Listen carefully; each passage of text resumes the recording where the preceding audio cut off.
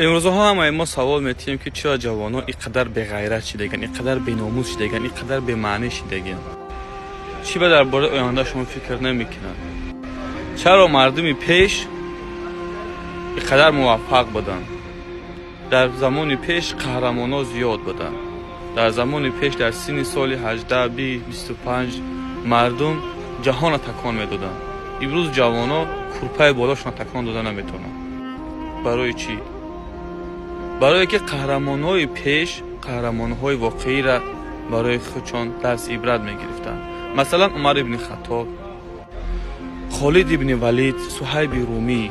اگر از فارس‌ها بگیریم رستم داستان و انوشیروان و اینا، تاریخ اونا سرتاشپا همه درس عبرت است. درس مردانگی، درس شجاعت.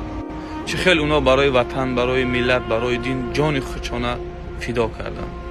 امروز جوانان هیچ که آماده نیست که برای ملت، برای وطن، برای دین یگان کار انجام بدهند. برای چی؟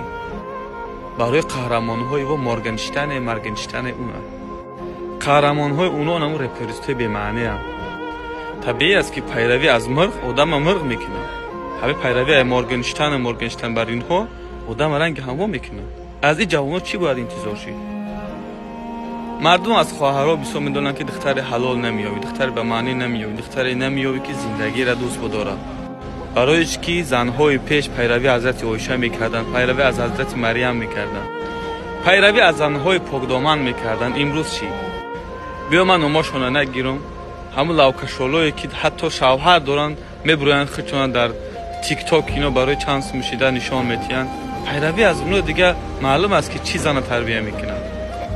این جوانای دختر میبینن که قهرمان اونا به غرض از تنشون نشان دادن در اینترنت کار دیگه نمیکنن. لاو کلان میکنن، لینچ کلان میکنن، بینی کوتاه میکنن، گوشا را خشون میکنن. طبیعی است که از این گونه زنها فرزند صالح، جامعه صالح به ویا نمیرسه. برادر و خواهر عزیز، پیروی از قهرمانهای واقعی کنید. این قهرمانایی که شما میبینید مورگنشتاین و لوکشالای اینستاگرام خواهرها یا همش موقتی اند. همین 3 سال 4 سال پیش نگاه کنید که کی قهرمان بود، کی ماده بود، کی ستاره بود. بازی اونا نیستن. اینا همش ورمینیان، میگذرن میروند.